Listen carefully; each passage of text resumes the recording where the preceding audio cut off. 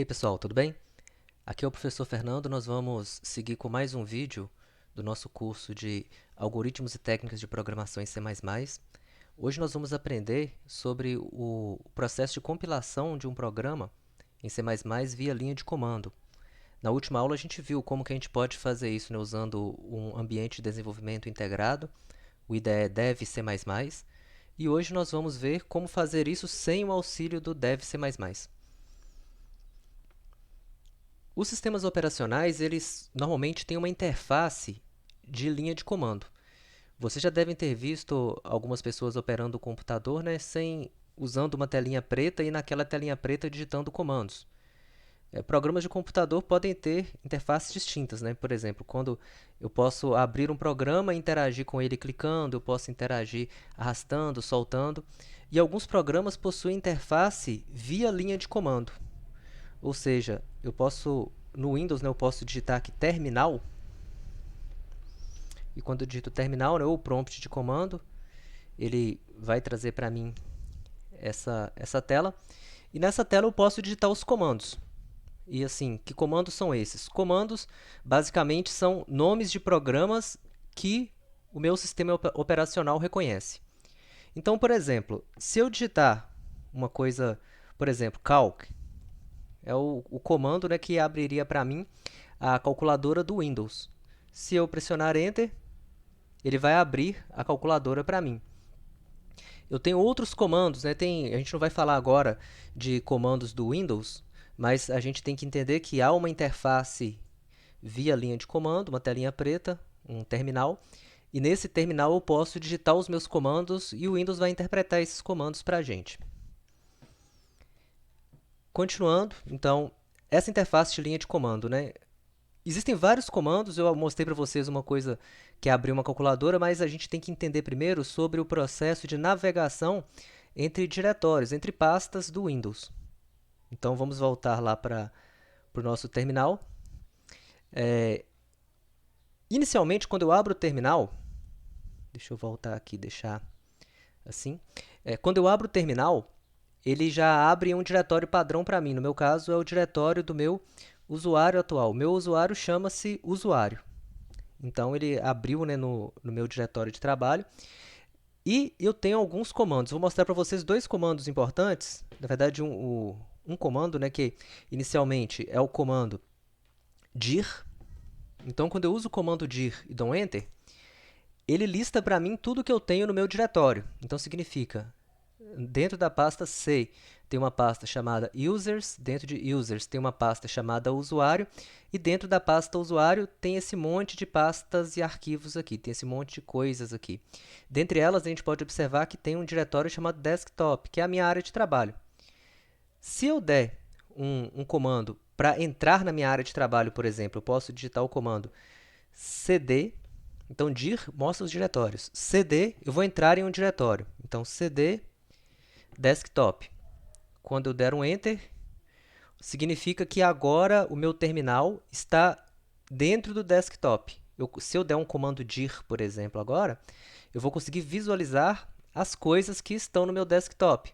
No caso, no meu desktop, tem, por exemplo, uma pastinha chamada res, e eu vou conseguir verificar que realmente, né, existe um diretório chamado res que está no meu desktop, na minha área de trabalho. Ok. Existem vários comandos. Eu estou dando um comando para... Até agora eu mostrei para vocês um comando para entrar num diretório, que é o comando cd, e o comando dir para listar o que temos no diretório.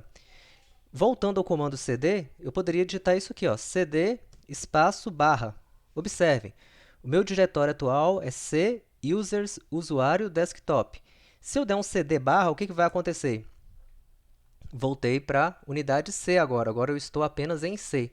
Isso significa que para eu chegar até desktop, eu posso dar de novo um cd users. Aí, ó, estou dentro da pasta users. Poderia dar um cd usuário, cd desktop, ou poderia fazer simplesmente cd usuário barra desktop.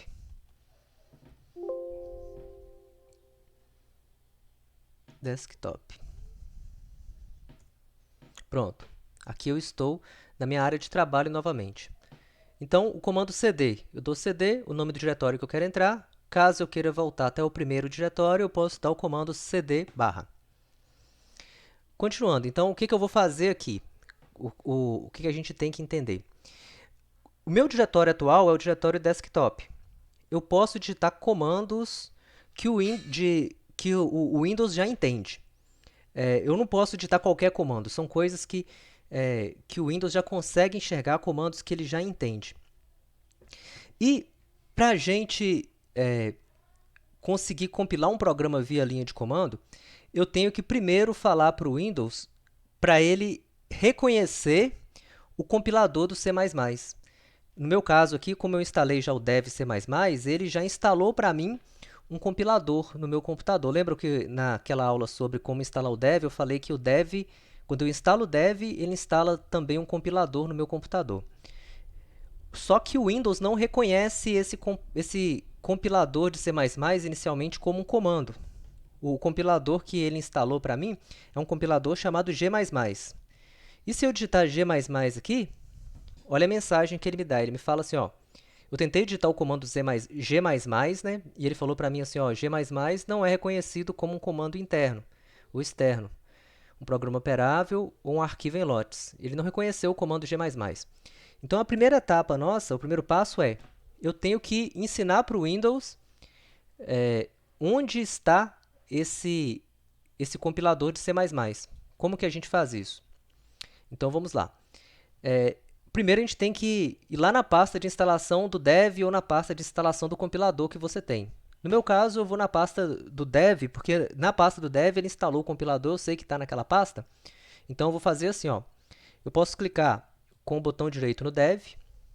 Eu não lembro, né, onde que ele foi instalado, então eu posso clicar em propriedades. Ele mostrou para mim onde que o dev C++ está instalado. Eu vou clicar aqui em abrir local do arquivo. Então ele foi lá na pasta de instalação do dev C++ para mim. Esta é a pasta de instalação do dev C++.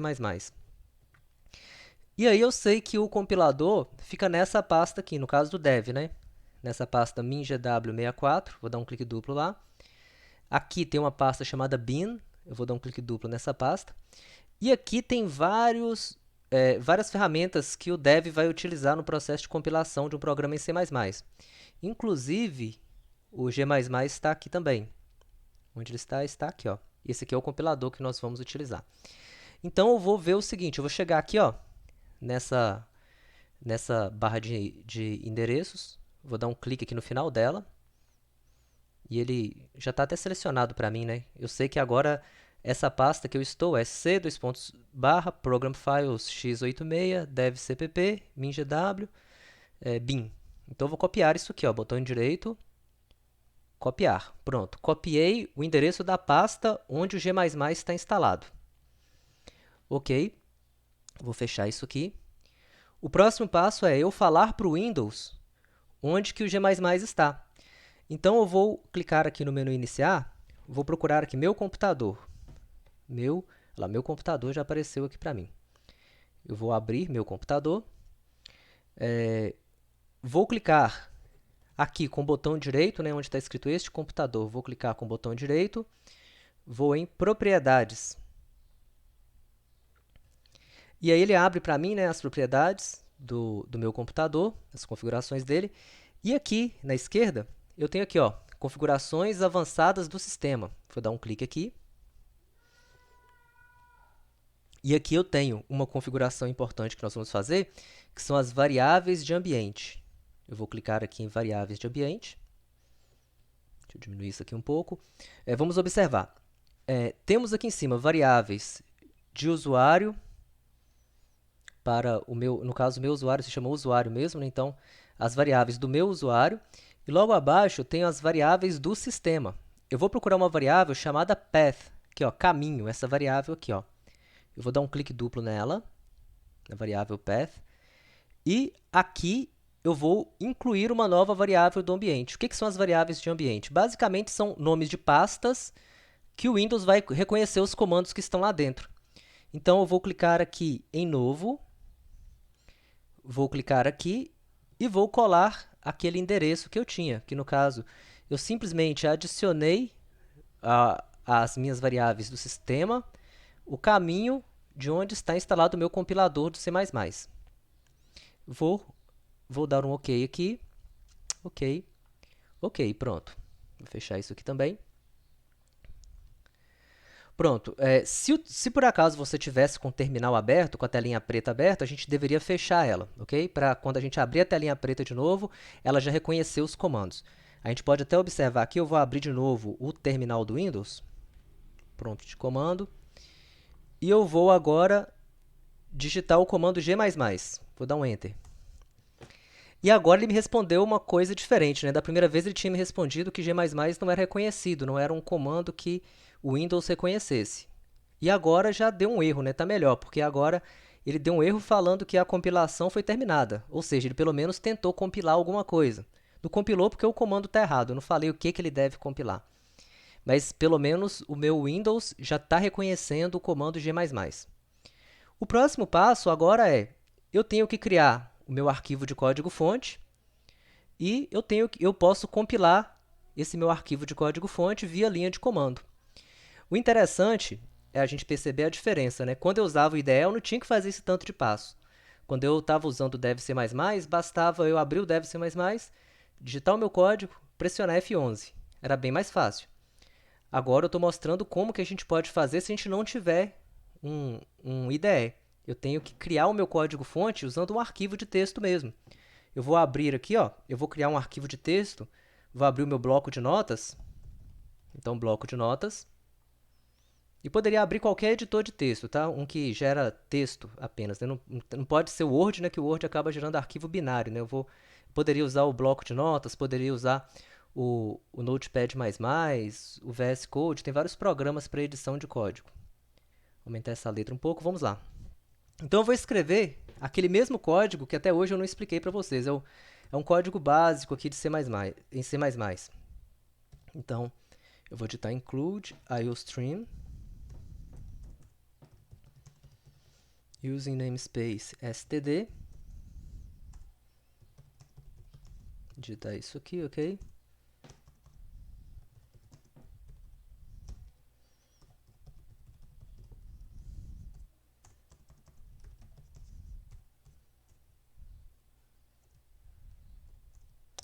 Ok, então escrevemos um código-fonte usando o editor de texto.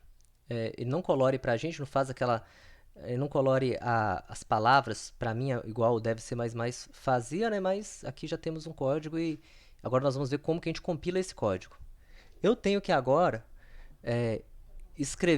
eu tenho que agora criar uma pasta para eu rodar para eu salvar esse meu código. Então eu vou fazer assim, na minha área de trabalho, eu vou criar uma nova pasta chamada primeiro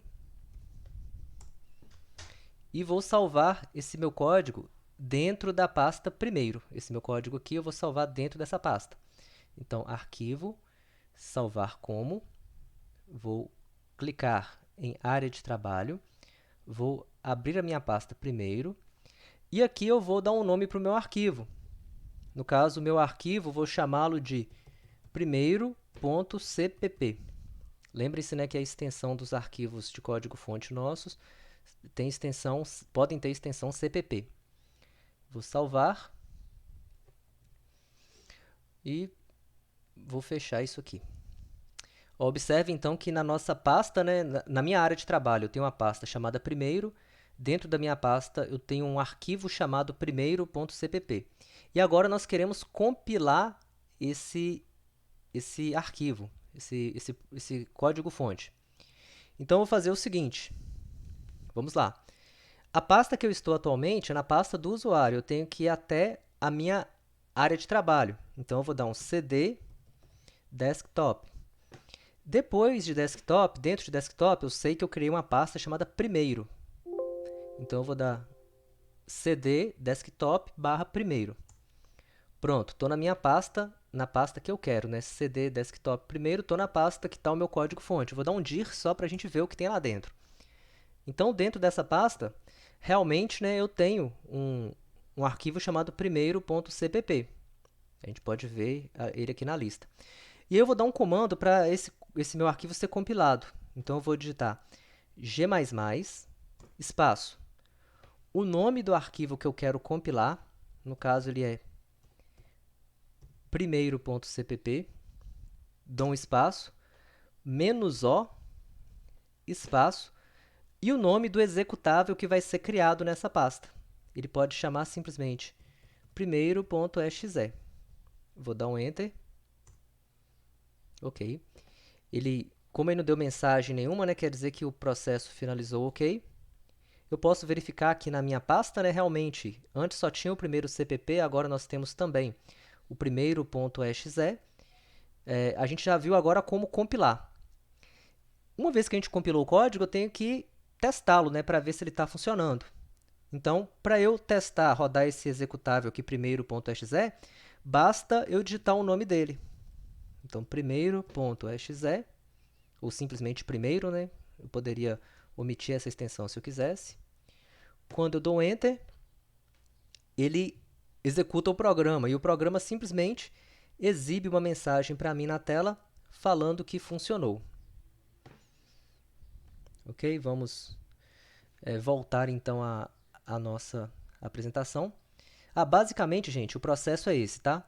É sempre assim, se vocês querem compilar via linha de comando, o primeiro passo é, se a gente voltar aqui, ó, a gente tem as etapas, né? O primeiro passo é a gente configurar a variável de ambiente path, que simplesmente a gente copiou, né, a pasta de instalação do compilador, a gente colocou na variável de ambiente do Windows. Depois a gente viu que tem um programa chamado G++, que a gente pode utilizar para compilar o programa via linha de comando. E para a gente executar o programa, a gente pode simplesmente digitar o nome do executável. Obviamente, a gente precisa saber um pouquinho da interface de linha de comando. O único comando que a gente precisou usar, os comandos que a gente precisou usar, foram simplesmente cd para entrar numa pasta e dir para verificar o conteúdo de uma pasta. Ok? Basicamente, gente, por hoje era isso que eu queria mostrar para vocês. O processo de compilação de um programa via linha de comando. A gente já viu, né, usando o IDE, viu via linha de comando. Na próxima aula a gente vai ver como fazer isso de forma online, para pessoas que talvez não tenham disponibilidade de um computador. Talvez tenha um tablet ou celular, a gente vai conseguir fazer por lá também. Ok? Obrigado, gente, e até a próxima aula.